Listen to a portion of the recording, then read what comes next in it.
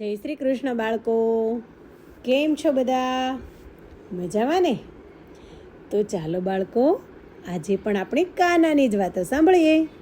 કાનો તો તેના મિત્રને કહે, ગાયો ને ભેંસો કેવું દૂધ આપે છે, જેમાંથી દહીં બને, છાશ બને, માખણ બને, ઘી બને. અને ભવિષ્યમાં જોજો, દૂધમાંથી તો કેટલી વાનગીઓ બનશે. ત્યાં વળી રામભાઈ રબારી કહે, કાનાભાઈ, તમે કેવા ગાયોના નામ આપો છો? અમને એવા નામ આપતા નથી આવડતા. અમે તો ધોળકી, વાંકડી, સાંકડી, શીંગડી, ભડકી, લાવરી, ચાવડી, લંગડી, આવા બધા નામો પાડીએ છીએ. અરરરર, કાનુડો તો ચીસ પાડી ઉઠ્યો. એવા નામ તો આપણી માતાનું અપમાન કહેવાય, અપમાન. નામ તો એવા હોવા જોઈએ કે નામ હોઠ પર આવવાથી વંદન થઈ જાય. શ્યામભાઈ કહે, ત્યારે કાનાભાઈ, તમે જેવા નામ શીખવો ને. તો કબાભાઈ કહે, હા કાનાભાઈ, તમે જ અમારા બધાના ગાયોની ફૈબા બનો ને, અને અમારી ગાયોના નામ આપો. કાનો કહે, ચાલો તમે એક પછી એક તમારી ગાયોના વર્ણન કરતા જાઓ, અને હું એના નામો આપતો જાઉં. ત્યાં પુરુષોત્તમ કહે, મારી ગાયને પાણીમાં પડી રહેવું બહુ ગમે છે. જ્યાં પાણી જોવે ત્યાં એ ઊભી જ રહી જાય, ત્યાં જે ઠરીને ઠામ થઈ જાય. તો કાનો કહે, એનું નામ વારીણી પાડો. વારી એટલે પાણી, અને પાણીની રાણી એટલે વારીણી.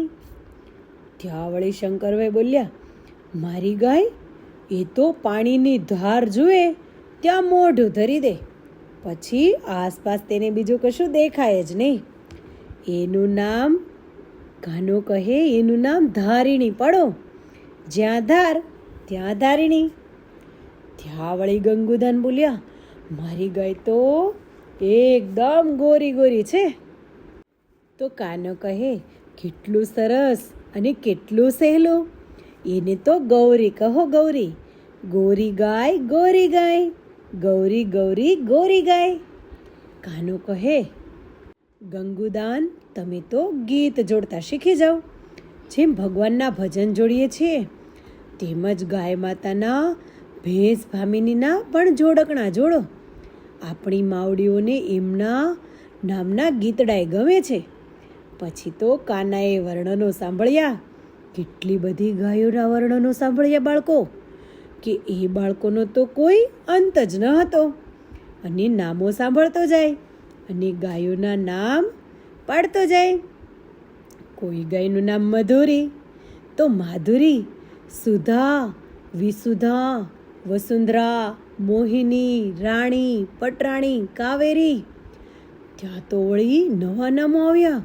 ચતુરા, નવેલી, વાલેરી, સુનેરી, લાડકી, ચકોરી, નંદિની, વંદિની, સુદામી, નવ્યા, ગૌરી, ગરવીલી, બાવરી, ઢેલડી, મયુરી, મીઠી, મીઠીબા, સંગીતી, સંગીતા, રેવતી, સેવંતી, ગોમતી. અરે અરે અરે, આટલા તો બહુ ઓછા નામો છે. એટલા બધા નામ આપી દીધા ગોવાળોને.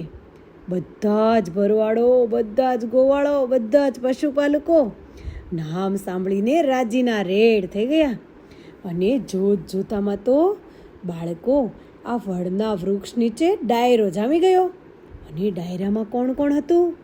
પશુઓ, પશુપાલકો, વાછરડા, પાડિયા, કાનો, ગોપાલો, અને કેટલા બધા આસપાસના પશુ પંખીઓ, કોઈ બાકી નહીં. કાનાએ વાંસળી વગાડી. ડાયરો કહો, ગરબી કહો, ગરબા કહો કે ધૂન કહો, કોણ પશુ ને કોણ માનવ, તેનોય ભેદ રહ્યો નહીં. ભાઈઓ અને બહેનો તાળી પાડીને ગોળ ગોળ ફરવા લાગ્યા. ધોળી ગાયોની વચમાંથી કાળી ભેંસો જાણે કુંભ મેળાનો કુંભઘડો મૂક્યો હોય એવી સરસ મજાની શોભી રહી હતી. કાનાએ એકદમ સરસ મજાની બધાને અસર કરી એવી વાંસળી વગાડી. સંજ્ઞાથી, આંખથી, ઈશારાથી કાનુડાએ ગામવાસીઓને કહ્યું, વાંસળીના સુરે સુરે શબ્દો જોડતા જાઓ અને જિંદગીને ગીતિકા બનાવતા જાઓ. વ્યવહારને તહેવારો બનાવતા જાઓ. અવસરને ઉત્સવો ઉજવતા જાઓ. કાનાનો સંદેશો પહોંચી જ ગયો હતો. મહિલાઓ અને કન્યાઓએ તો શરૂ કરી દીધું ગીત ગાવાનું. જ્યાં વૃક્ષ ત્યાં વૃંદાવન, જ્યાં વાંસળી ત્યાં વૃંદાવન, જ્યાં ગૌમાં ત્યાં તા દુગ્ધાવન, જ્યાં ભેંસ માતા ત્યાં પિંડાવન. એ દૂધના પૈસા લેશો નહીં, એ છાશને ખાટી કરશો નહીં, એ દહીં છે અહીં શુકન શુકન, એ જીવતે જીવનું જીવન જીવન. એ વેચીને ખાજો, એ વેચીને પીજો, એ કોઈ રહી ના જાય તેનો ખ્યાલ રાખજો. જ્યાં ભલાઈ ભલાઈ ત્યાં મલાઈ મલાઈ, જ્યાં જ્યાં છાશ ત્યાં ઠંડાઈ ઠંડાઈ. અને પછી તો બાળકો બધા જ નાના મોટા વૃદ્ધો બાળકો ગોપીઓ ગોપાઓ ભેંસો ગાયો બધા ચારે બાજુ નાચવા લાગ્યા. નાચતા નાચતા જે લોકોની ગાયોના નામ પાડ્યા હતા ને બાળકો, એ બધી ગાયો પણ આજે ખૂબ ખુશ થઈ ગઈ.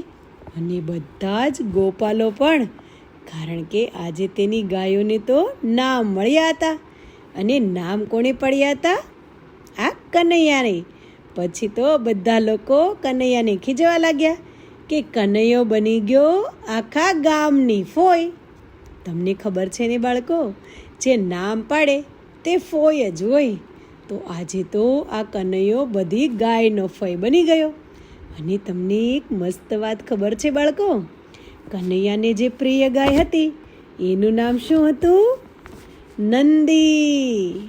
તો ચાલો બાળકો, આજે તમને બધાને પણ આ ગોપ બાળોની સાથે નાચવાની ખૂબ મજા આવી ને? તો ચાલો આવજો. જય શ્રી કૃષ્ણ.